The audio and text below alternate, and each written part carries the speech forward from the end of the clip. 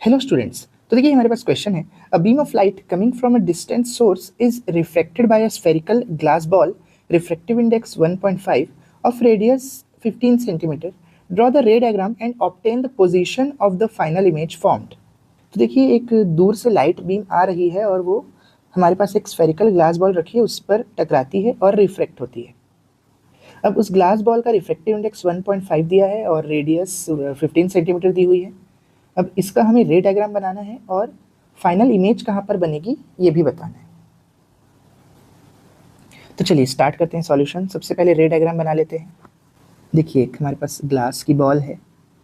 देखिए अब एक लाइट यहाँ पर आ रही है।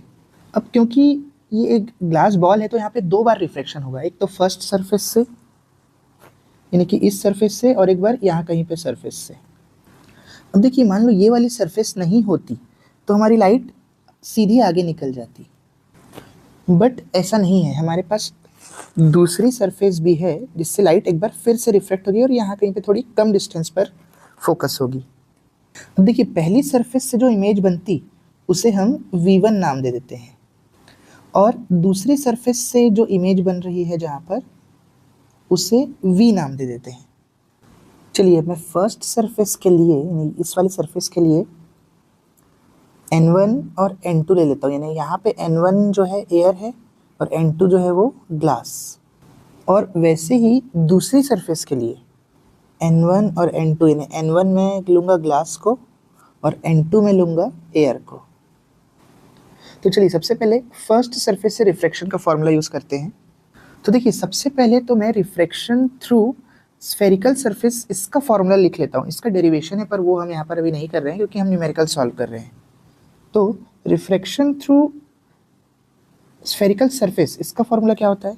देखिए ये जो मैं फॉर्मूला अभी लिखने जा रहा हूँ ये मैं विदाउट साइन कन्वेंशन लिखूंगा। उसके बाद जब मैं अपने क्वेश्चन के हिसाब से जब अप्लाई करूंगा तब मैं कार्टेशियन कोऑर्डिनेट के हिसाब से साइंस यूज़ करूंगा। तो आप इसका ध्यान रखिए, अभी मैं विदाउट साइन कन्वेंशन यूज़ कर रहा हूँ, है ना।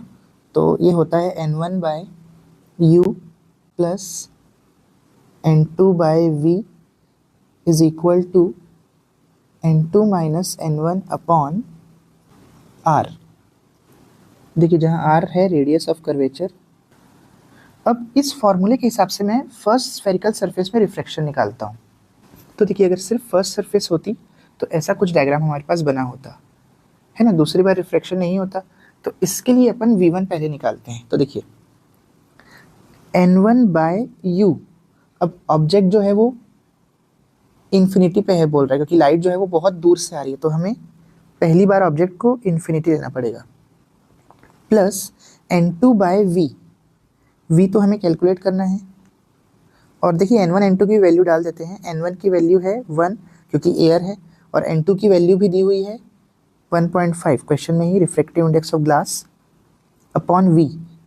और V की जगह हमने अभी V1 लिया हुआ है तो V1 नाम दे देता हूँ इसे, equal to N2 minus N1 मतलब कि 1.5 minus 1 upon radius of this spherical surface. तो क्या है क्वेश्चन में ही दिया हुआ है 15 सेंटीमीटर, तो 15।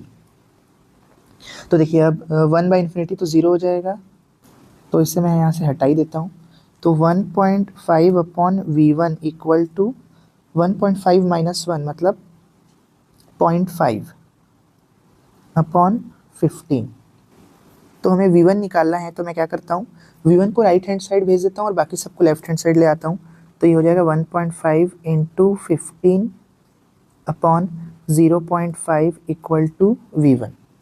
अब देखिए 1 डिजिट के बाद डेसिमल है तो डेसिमल हट ही जाएगा, तो सीधा 5 1 ज़ा 5, 5 3 ज़ा 15 से काट देता हूँ और 15 3 ज़ा 45, तो 45 सेंटीमीटर आ रहा है V1। चलिए तो अब देखते हैं सेकेंड सरफेस में जो रिफ्लेक्शन होगा उसके लिए हम वैल्यूज़ क्या क्या लिखेंगे। अब देखिए V1 हमारे पास निकल चुका है 45 सेंटीमीटर, अभी निकाला है हमने।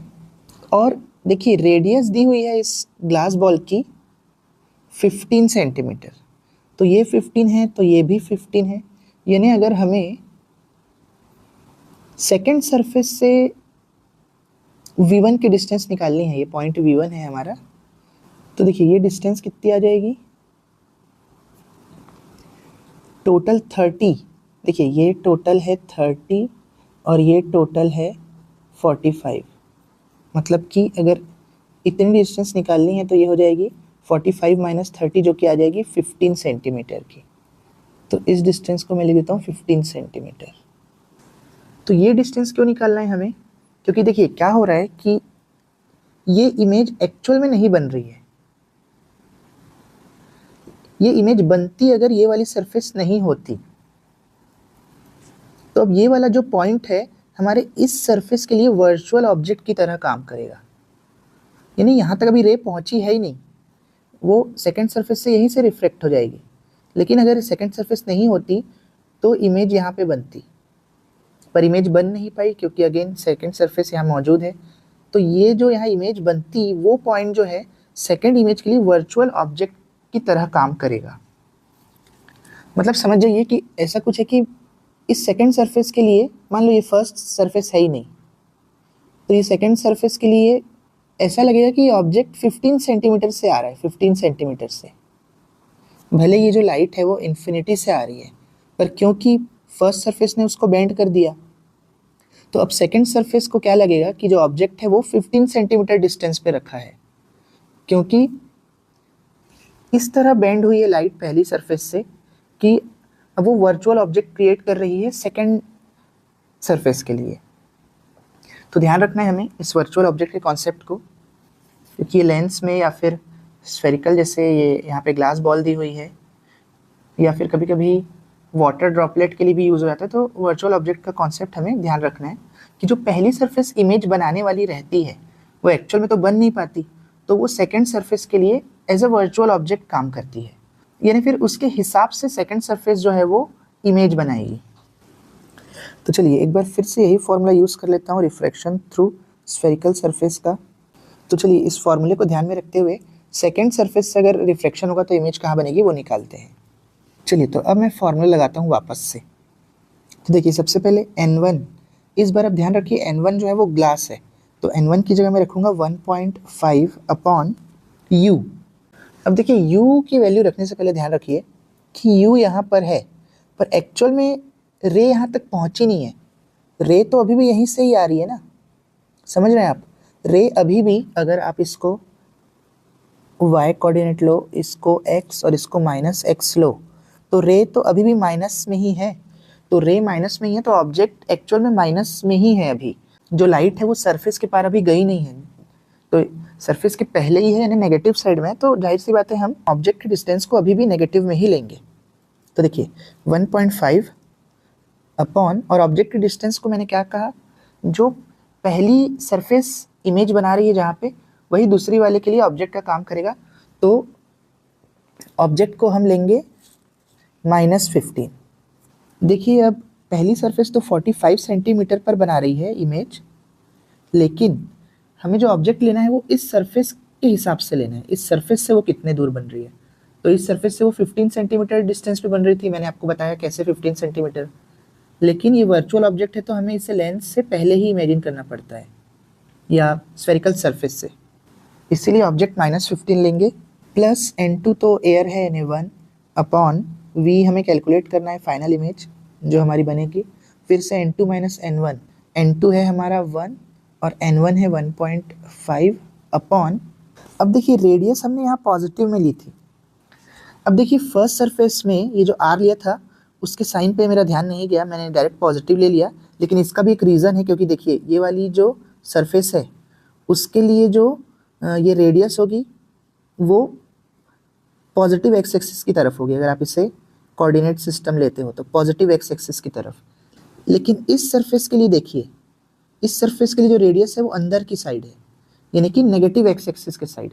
अगर आप इसको अगेन कोऑर्डिनेट सिस्टम मानोगे तो ये यहाँ पे नेगेटिव एक्स एक्सिस आएगा, तो ये जो पॉइंट है वो नेगेटिव वाला रहेगा, इसीलिए यहाँ पे आर भी नेगेटिव में लेंगे। तो रेडियस है -15। छोटी छोटी चीज़ें हैं प्लस माइनस की, लेकिन ये आंसर में बहुत बड़ा चेंज ला सकती है, और आंसर तो गलत हो ही जाएगा अगर हम प्लस माइनस का ध्यान ना रखें तो। इसीलिए हमें कार्टेशियन कोऑर्डिनेट का बड़े ही ध्यान से इस्तेमाल करना है लेंस या मिरर या ग्लास बॉल, जो भी इन सब रे ऑप्टिक्स के क्वेश्चन है बेसिकली। चलिए तब आगे सॉल्व करते हैं। तो देखिए इसे मैं लिख लेता हूँ 1.5 by 15 plus 1 by v equal to 1 minus 1.5, मतलब कि माइनस 0.5 अपॉन माइनस 15, तो माइनस माइनस कट कर देता हूँ, 0.5 बाई 15 बस बचेगा। अब क्या करता हूँ, इसको इधर शिफ्ट कर देता हूँ, माइनस 1.5 बाई 15 को, तो 1 by V equal to 0.5 by 15 plus 1.5 by 15।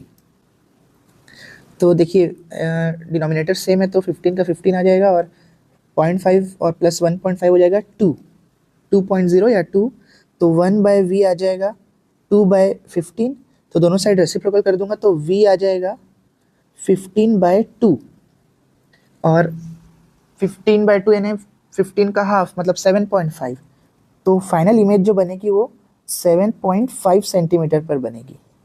और पॉजिटिव में ही, क्योंकि देखिए पॉजिटिव एक्स एक्सिस की साइड ही बन रही इमेज। तो देखिए मैंने पूरे कैलकुलेशन के साथ साथ रे डायग्राम भी बना लिया है।